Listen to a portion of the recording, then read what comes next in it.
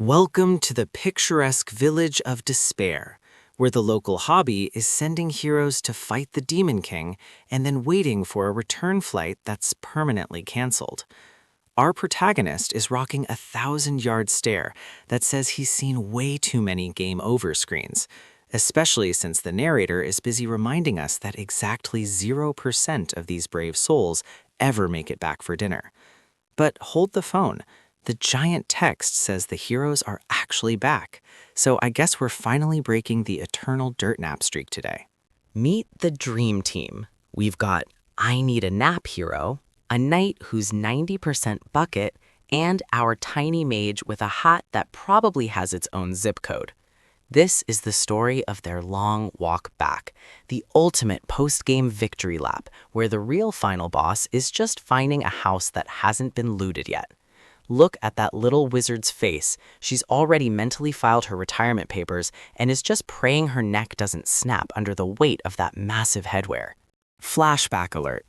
We're jumping back a few months to meet Nina, a resident mage whose backpack is clearly carrying the entire party's emotional baggage and probably a spare kitchen sink.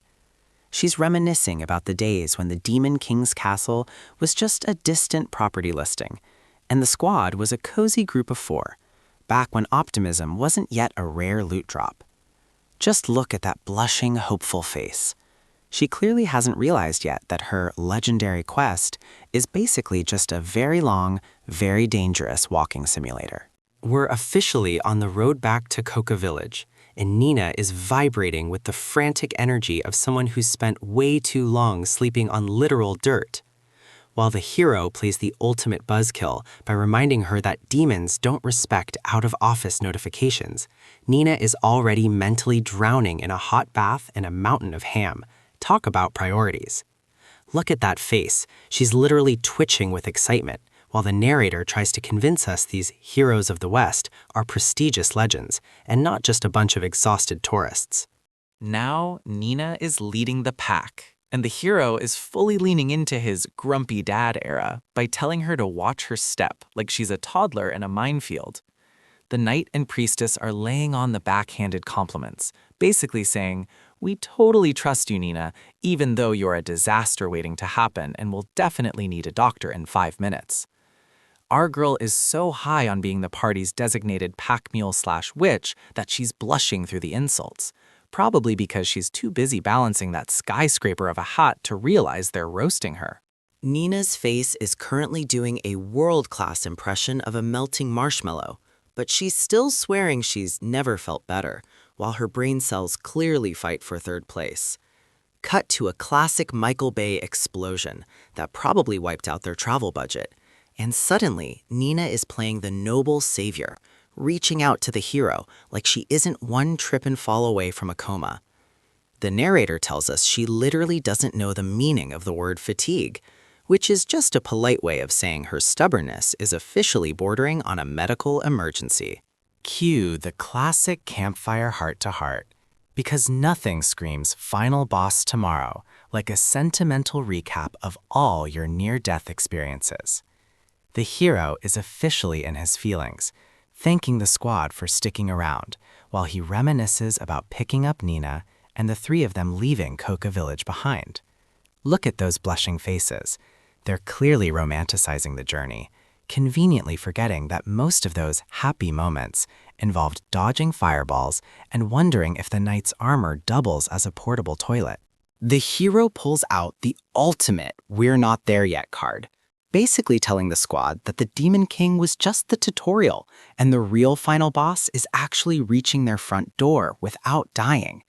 Look at Nina in the background. She's out here struggling to simply exist while he's giving this dramatic safety first speech that probably sounds like a glorified OSHA briefing to her. By the end, she's looking at him with those massive "please adopt me" eyes, fully convinced that their treacherous hike will be a precious memory instead of a recurring nightmare for her future chiropractor. Nina's back at it, trekking through a landscape so desolate it makes a parking lot look cozy, all while sporting a smile that says she's definitely forgotten how much her feet hurt. The hero finally gives the onward to Coca Village order, prompting our favorite little mage to declare she's going to savor every moment of this forced march. I guess when your hobby is carrying a backpack the size of a studio apartment, a scenic walk through a rock quarry is basically a 5-star vacation. And cue the mandatory travel montage, where our exhausted legends hit every single biome the artists had in their fantasy landscapes folder. We've got the hero lurking in caves, the priestess doing her best mysterious water spirit impression, and the knight clanking through the snow like a sentient space heater. Nina is still rocking that 1,000-watt smile and a hat the size of a small sedan. Honestly, they're seeing more of the world on this victory lap than they did when they were actually busy saving it. And now we're in the middle of a magical skincare routine where Nina treats a glowing orb like an emotional support hamster before literally shattering it for some expensive mood lighting. She's checking off her enchanted diary and tucking into a tent that looks about as sturdy as my last New Year's resolution, whispering goodnight to the hero with the kind of pure energy that usually triggers a tragic flashback. Sweet dreams, guys. Try not to think about how saying "see you tomorrow" is basically a professional death flag in any other manga. Nina is now trekking through a wasteland so dry it makes a saltine cracker look like an oasis, only to stumble upon a literal game over screen in the form of a random desert skull. Naturally, our girl gets hit with a wave of existential dread, mourning this poor soul who apparently missed the hero's return memo and ended up as a permanent sand ornament. She actually stops to build a mini shrine and leave a flower, because when you're a mage with a hat that doubles as a satellite dish, you've clearly got plenty of time to play graveyard architect for total strangers. The hero finally spots home on the snowy horizon, but the only thing louder than the Arctic wind is the collective roar of their empty stomachs. Seriously, did they trade their final rations for Nina's skyscraper of a hat? Nina is currently oscillating between starving to death and dying of social anxiety, looking like a deer caught in the headlights of a horse-drawn carriage. Our fearless leader tries to play it cool, promising that the Coca villagers will give them a warm welcome. But Nina's twitching so hard, I'm pretty sure her brain is currently running on a low battery warning. The wind is so savage, Nina's hat is basically a sail, forcing the squad to hunker down in a tent that looks like a lonely napkin lost in a blizzard. It's time for a high-stakes episode of Fantasy MasterChef as Nina seasons a mystery stew with enough salt to dehydrate a whale and a dash of mandrake powder for that recovery flavor. She's tossing in chicken, beans, and some liver-like bits. Honestly, after this march, they'd probably eat the pot itself if it were seasoned well enough. Dinner is served, and Nina's special pot looks like something brewed in a radioactive swamp. But our girl is beaming like she just won a Michelin star for biological warfare. One bite in, and the squad's souls are already trying to exit their bodies, with the heroes straight up questioning if this concoction even meets the legal requirements to be called food. They're desperately choking it down with the classic "it tastes like medicine" excuse, proving that after slaying a demon lord, the party's true final boss is actually Nina's cooking. Nina's biohazard stew is finally going down, and surprisingly, everyone's still conscious enough to realize they're actually making record time on their long walk of shame. Our girl is getting all misty-eyed about buying her first grimoire at this spot, and even finds the strength to roast the hero for being a total lightweight with booze. Bold move for someone whose cooking is a literal health hazard. But the sleepy mage trope hits hard as she starts nodding off mid-sentence, rambling about their first meeting while her brain cells officially clock out for the night. Flashback alert. We see Nina as a pint-sized menace being babysat by the party, vibrating with so much gratitude for a basic heal that you'd think she dodged a lethal blow instead of a paper cut. She finally gets her hands on a grimoire, but instead of cool fireballs, she accidentally buys the Beginner's Guide to Ruining Someone's Life, filled with curses and instructions on how to harass animal corpses. Look at that shocked face. She wanted to be a wizard, but the fine print says she's one step away from becoming a neighborhood necromancer. Nina is currently having an existential crisis because Lord Ryan is treating her like his long-lost sister instead of a professional maid.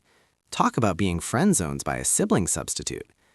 She's out here trying to give a put-me-in coach speech about being useful, but the hero just shuts her down with a classic don't hurt your brain thinking head pat. Honestly, look at that face in the corner. She's one silly girl away from a total system reboot, while he treats their life or death journey like a casual stroll through the park.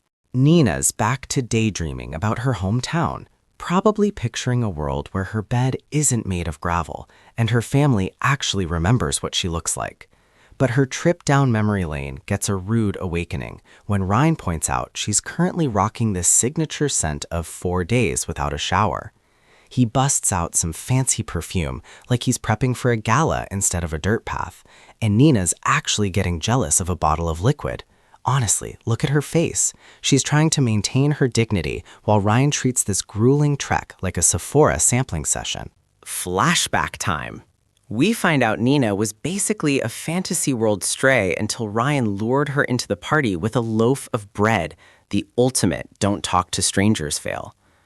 She's getting all misty-eyed about having no home to return to, which I guess explains why she's been following Ryan's boots like a dedicated stalker for the last 300 miles. Just look at that zero thoughts head empty grin in the close-up. She's so high on the power of friendship that she doesn't even care she's currently eating dirt in the background panels while the rest of the squad power walks ahead. Ryan finally drops the F word, family, sending Nina into an emotional spiral while he doubles down on the sentimentality, basically offering a daddy subscription to the whole squad. Between Ryan's sudden desire to be a father figure and the priestess aggressively hugging Nina like a prize-winning hamster, our poor mage has officially reached a level of done that can only be expressed through that cursed poo-poo vibrating face. It's a wholesome found family moment if your idea of family involves public embarrassment and being treated like a sentient squeaky toy. Rain is officially drafting Nina into the squad's found family cult, and her face is literally liquefying from the emotional damage of a well-timed "We're family" line. Our girl is one hug away from becoming a puddle of gratitude on the trail, but she quickly swaps the tears for a nap when she fails spectacularly at night watch duty. Just look at that no thoughts, head empty expression. She really thought she was patrolling, but she was actually just speedrunning a coma. Just when things were getting wholesome, the flashback takes a sharp turn into attempted murder territory, with a dragon so massive it probably has its own gravitational pull.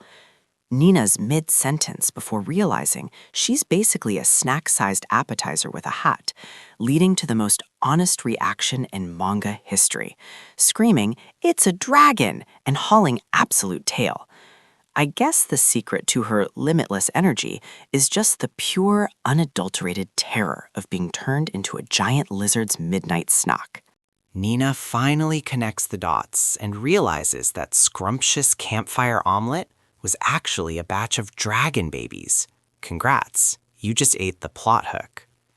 While Ryan is playing detective, wondering why the giant lizard is so cranky, Nina is sweating through her oversized hot because she literally swallowed the evidence. Realizing she's the reason for the scaly HR violation, she decides to pull the ultimate distraction move, looking like she's about to cry and sprint at the same time. Talk about a bad Yelp review. Nina's out here offering a half-hearted apology for turning the dragon's kids into a breakfast special while simultaneously prepping a magical facelift for the mama lizard. With her found family currently napping in the tent, she's suddenly channeling major protagonist energy, swapping her usual melting marshmallow expression for a face that says she'll fight God himself to get home.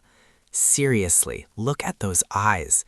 She's gone from snack-sized mage to final boss just to make sure the squad doesn't miss their wake-up call for Coca Village. Inside the tent, the squad is busy serving up some world-class intense anime stares, while the landscape outside is literally being terraformed by explosions. Rain and the gang are striking poses like they're in a high-budget shampoo commercial, seemingly oblivious to the fact that Nina is currently outside playing human shield against a very cranky dragon mama. Talk about a rude wake-up call. Nothing says good morning quite like the ground shaking violently while you're still trying to shake off a food coma. Nina decides to skip the coffee and use a magical nuke as a literal alarm clock, greeting the guys with a cheerful good morning while looking like she just lost a fight with a professional wood chipper. She's rocking some fresh bandages as the ultimate "I survived a dragon" fashion statement, but she's already telling the squad to keep moving like she didn't just solo carry the entire zip code. Seriously, look at that battered smile. She's officially the CEO of Everything is Fine, while her HP bar is clearly screaming for help. Welcome to the Cassatore's Caravan Camp, a medieval rest stop where the gossip is hot and the hero's legendary street cred is about to take a serious nosedive.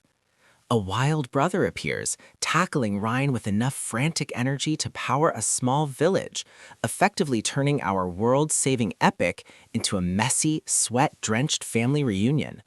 Ryan tries to play it cool, but it's tough to maintain that brooding savior aesthetic when your own brother thinks your heroic return is just a really long-winded practical joke. Ryan's brother is currently clinging to him like a desperate, weeping barnacle, rambling about mom's home-cooked meals, while Ryan tries to maintain his brooding savior aesthetic. Meanwhile, Nina is hitting a legendary high note of existential dread in the background, probably realizing that their grand homecoming is mostly just going to be awkward family therapy sessions. She's looking so haggard that even a local merchant is trying to stage a medical intervention, but our girl is power walking through the exhaustion because she's got a schedule to keep and a skincare routine to desperately ignore. And just like that, the vibes go from wholesome family reunion to total existential nightmare in record time. Ryan's brother is sweating through his shirt while begging for answers, realizing that the girl on the ground isn't just a random hiker, but his brother's literal companion. Nina is currently rocking the faded aesthetic so hard, her eyes look like they've officially disconnected from the server, muttering about why the rest of the squad is, well, let's just say they're looking a little too ghostly for comfort. Talk about a buzzkill.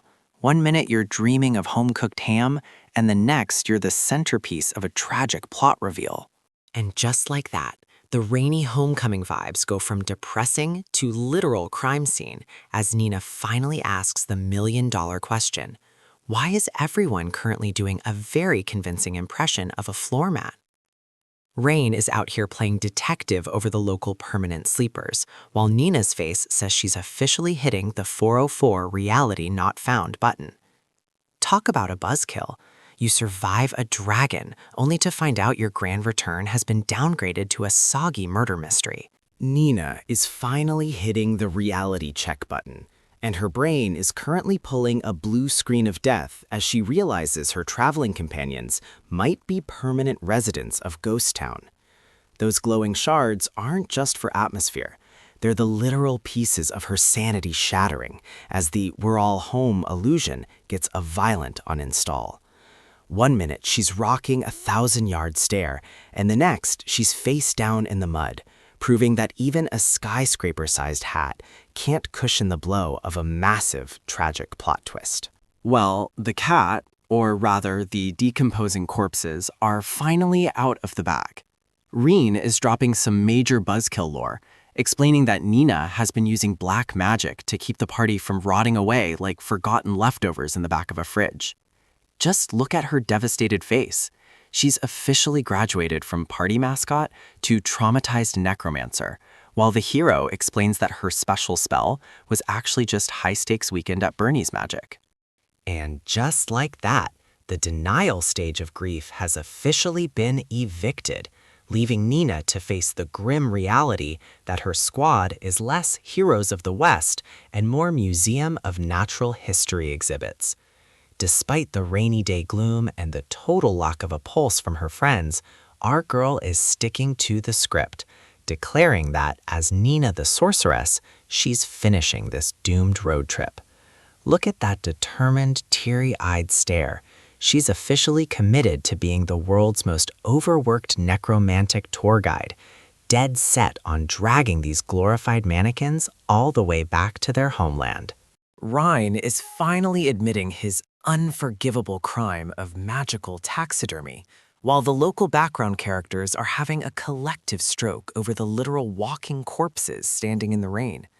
Nina is absolutely sobbing, begging for a welcome home for the squad that's more home-cooked meal and less exorcism. Honestly, look at those faces.